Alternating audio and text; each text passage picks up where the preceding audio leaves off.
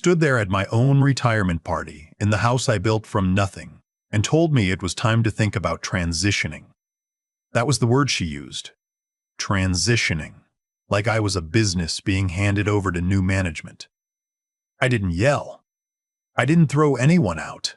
I just looked at her. This woman my son had brought into our lives 14 months ago. And I nodded slowly, the way you nod when someone says something so far outside the bounds of decency that your brain needs a full second to confirm it actually happened. My name is not important. What I am is a retired civil engineer, 63 years old, widower for 4 years, owner of a home I designed and built on a half-acre lot outside Knoxville, Tennessee. I raised one son in that house. I buried my wife from that house. I was not, under any circumstances, transitioning out of it. But let me back up, because to understand what happened that evening, you need to understand what the 14 months before it looked like. My son. I'll call him my son, because that's what he is. That's the only role that matters in this story. Married a woman I'll call my daughter-in-law. She was 31. He was 34. They met at a conference in Nashville, were engaged within 7 months, married in a ceremony I funded almost entirely, at a venue she selected, with a guest list she curated, with a photographer whose day rate was more than I used to make in a week starting out. I didn't complain. I want to be clear about that. My wife, God rest her, always said the wedding belongs to the couple, not the parents. So I wrote the checks. I smiled in the photos. I danced with my daughter-in-law at the reception while my son watched from the head table with a glass of bourbon and a grin I hadn't seen on his face since he was 12 years old, and I took him fishing at Norris Lake. I thought, this is good. He's happy. That's enough. I was wrong about what enough means to some people. The first sign was small. They were renting an apartment in Chattanooga, 40 minutes from me. 3 months after the wedding, my daughter-in-law started making comments about the drive. Not complaints exactly, she was too smart for that. More like observations. It's just so far when something comes up. Or, I always worry about you out here alone, with the property being so large. I live on half an acre, with a 2-car garage and a garden shed. But I let it pass. She was new to the family. People say awkward things when they're finding their footing. Then came the suggestion, about 6 months in, that I might want to think about right-sizing. She had read an article, she said, about older homeowners liquidating equity early instead of waiting. The timing, she explained, was everything in real estate. She had a friend, a realtor, who would love to walk through and give me a free assessment. I told her I wasn't interested in an assessment. She told me to just think about it. I told her I had thought about it. No, thank you. My son didn't say anything. He refilled his coffee and looked out the window at my backyard, at the oak tree I planted the year he was born, now 4 stories tall and full and permanent.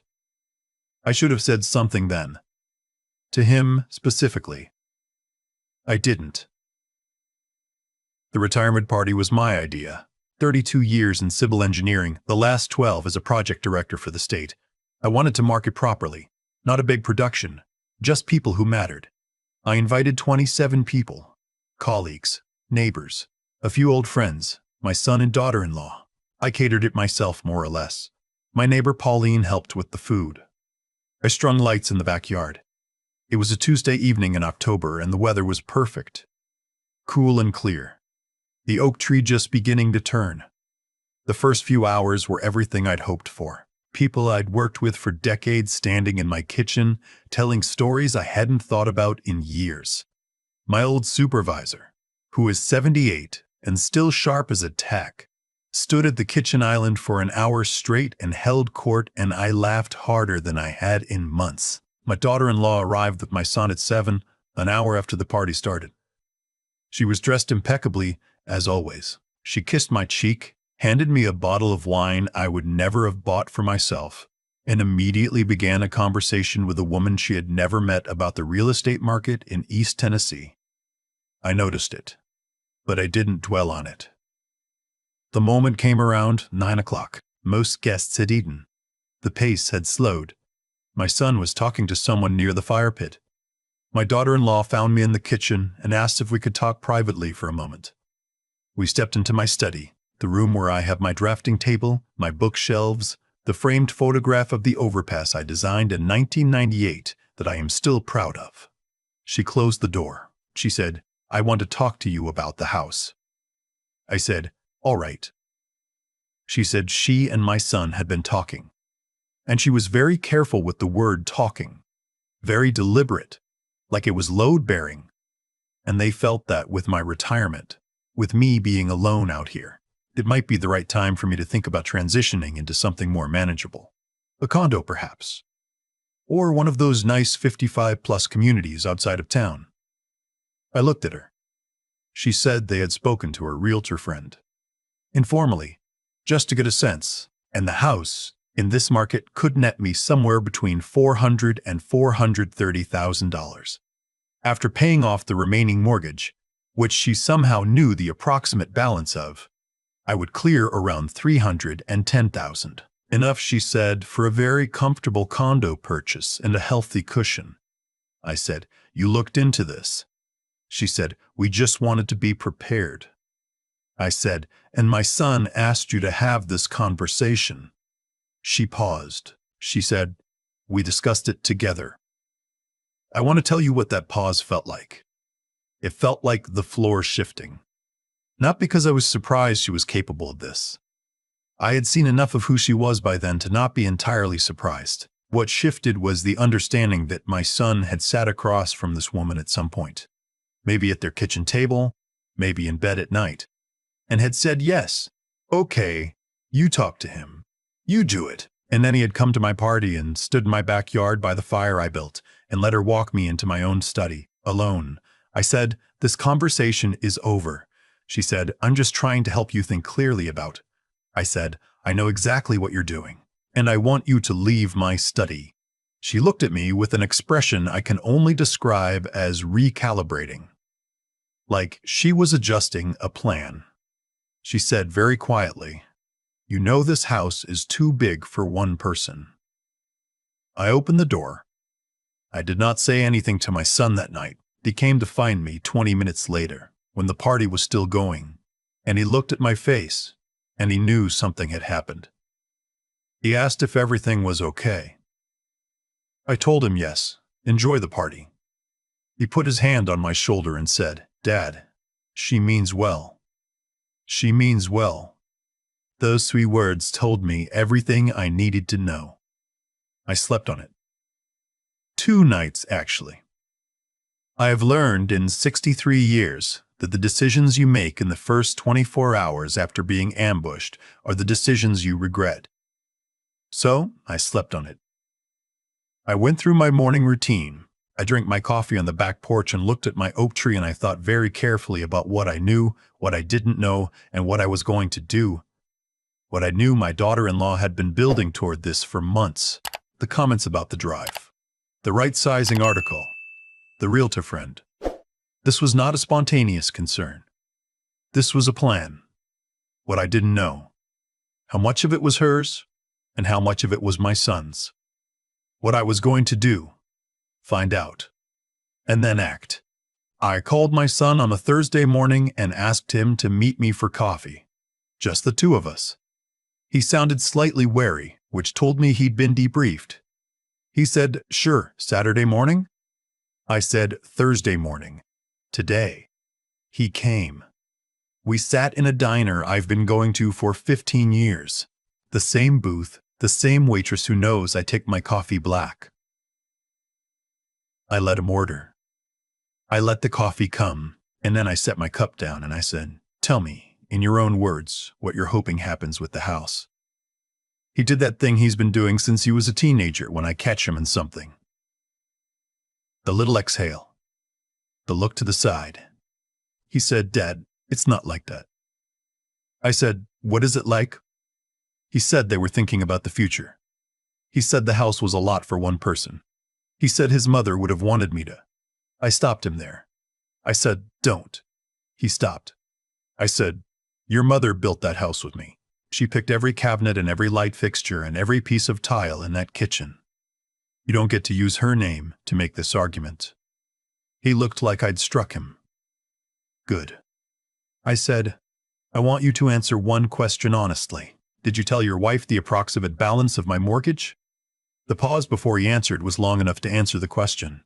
He said, she asked about it. We were just trying to understand. I said, you shared my financial information with a woman I barely know in the context of a plan to remove me from my home. He said it wasn't like that. I said, then what was it like? Help me understand. He didn't have an answer that worked. He tried 2 or 3 formulations and they all collapsed under their own weight. I paid the check. I told him I loved him. I told him I needed some time. And I left. In the 2 weeks that followed, I did several things. First, I called my attorney, a woman I've worked with for a decade on property and estate matters, and I had a conversation about the legal protections on my home. She was thorough. She was also, when I explained the context, visibly concerned in the way attorneys allow themselves to be when they're off the record. She told me to document everything. I documented everything. Second, I reviewed every financial arrangement I had with my son over the years. Because I had the means and because I loved him, I had been generous. I was paying a portion of their car insurance. I had co-signed on an equipment loan he took out for a side business that never quite launched. I had been depositing a modest but regular amount into an account I'd set up when he was a teenager, which he still had access to, and which I had continued contributing to out of habit more than anything else. I stopped all of it, not in anger. I want to be clear about that. I did not make these changes in a rage or as punishment. I made them because I finally understood what the arrangement actually was. I had been quietly subsidizing a household that was, at least in part, planning to divest me of my home. That's not a relationship. That's an extraction. Third, I updated my estate documents. The house, the accounts, the property, all of it restructured. I called the attorney and I spent 4 hours in her office on a gray Friday afternoon, and when I left I felt something I hadn't felt in months. I felt like myself again. 3 weeks after the retirement party, my son called and asked if he and his wife could come by. He said they wanted to clear the air. I said yes. I set a date. I straightened up the house. They arrived on a Sunday afternoon. My daughter-in-law was in a softer register than usual, careful, measured, conciliatory. She had clearly prepared. She said she was sorry if she had overstepped, that her concern was genuine, that she could see how the conversation had landed wrong. It was a good performance. My son said he was sorry too. He said he should have come to me directly instead of letting it become what it became. He meant that part, I think. I could hear it. My son is not a bad person. He is a person who loves someone who is not good for him, and he has made that person's priorities his own. And that is a very common and very painful thing to watch happen to someone you raised. I told them I appreciated them coming. I told my son his apology meant something to me. I told my daughter-in-law that I heard what she said. And then I said, I want to be honest with you both about where things stand. I told them about the insurance. I told them about the equipment loan, that I had spoken to the lender and handled the necessary paperwork. I told them about the account. I went through it clearly and without drama, the way I would brief a client on a project. My daughter-in-law's expression did not change. I will give her that. She has a remarkable capacity for stillness. My son's face went through about 6 different things. Surprise, then something that looked like calculation, then something that looked, for just a moment, like shame. He said, Dad, you didn't have to. I said, I know. I chose to.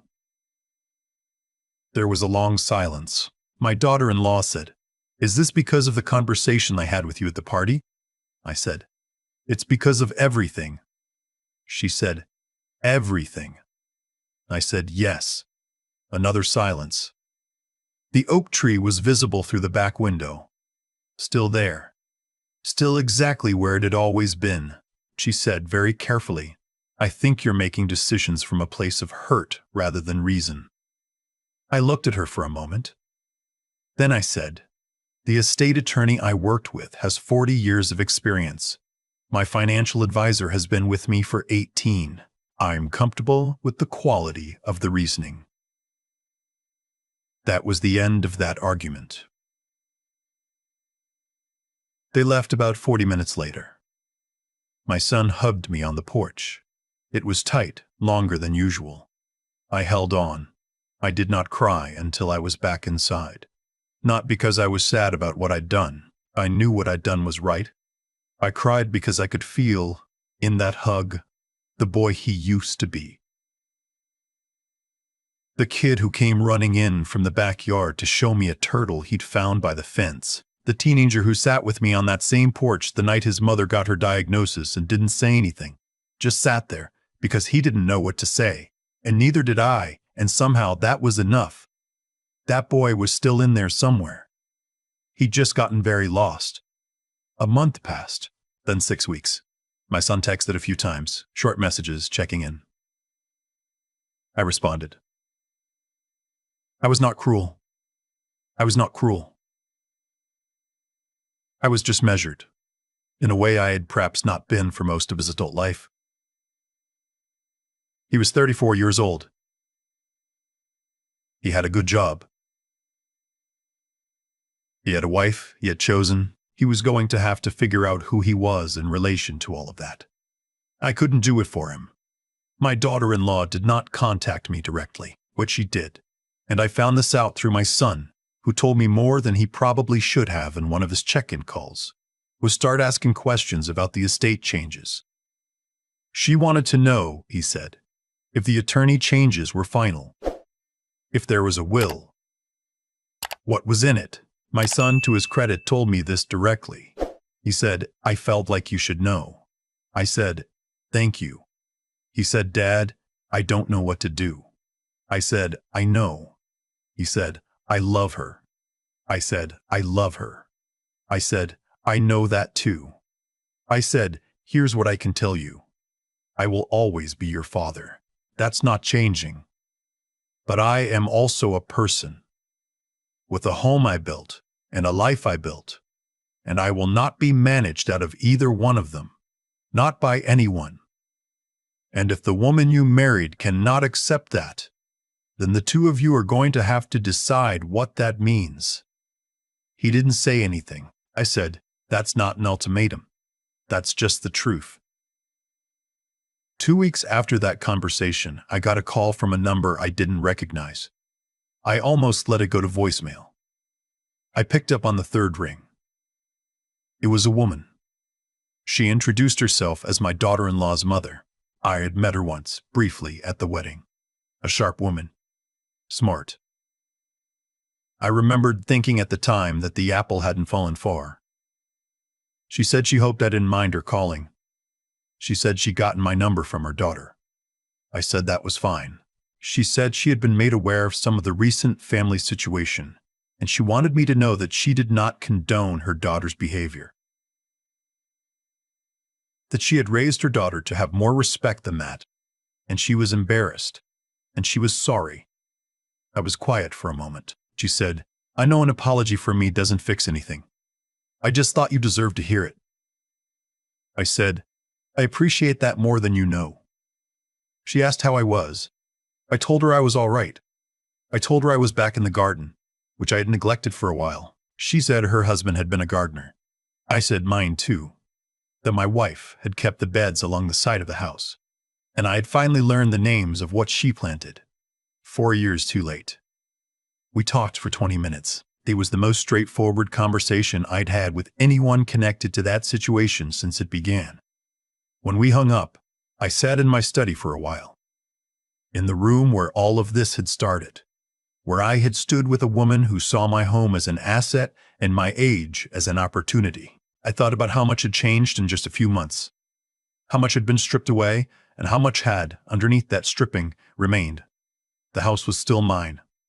Every room, every corner, every corner, every corner of every corner of every corner. My son was still my son, still finding his way, still capable, I had to believe, of being better. And I was still here. 63 years old, retired, sitting in my study surrounded by the work of a lifetime, with a garden to tend and an oak tree in the backyard that was not going anywhere. No one was transitioning anything. The only thing I was moving into was whatever came next, on my own terms, at my own pace, in my own home. I uncapped my pen and went back to the notes I'd been making, a project I'd been putting off for years, hand drafting a detailed plan of the property. Every measurement, every element, the way I would have done professionally 30 years ago. For the record, for my own satisfaction. Because some things you build belong to you, not because of a deed or a document, but because you put your hands on every part of them.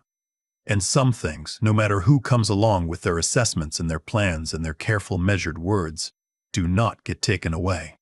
I have been thinking a lot lately about what we pass down without meaning to.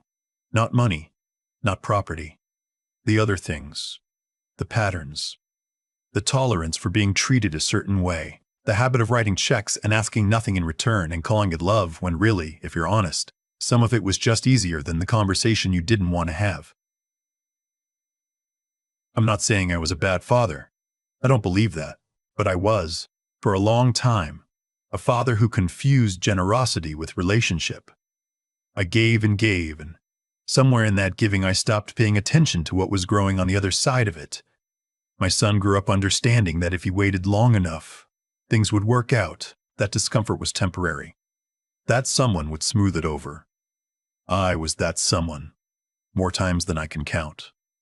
And I did it because I loved him. But I also did it because it felt good to be needed, and that's the part I have to be honest about. What happened at that retirement party didn't come from nowhere. My daughter-in-law didn't walk into my study and lay out a real estate assessment because she woke up that morning and decided to be cruel. She walked in because everything she had observed about the dynamic in that family told her it was worth trying. That requests got met. That boundaries weren't enforced.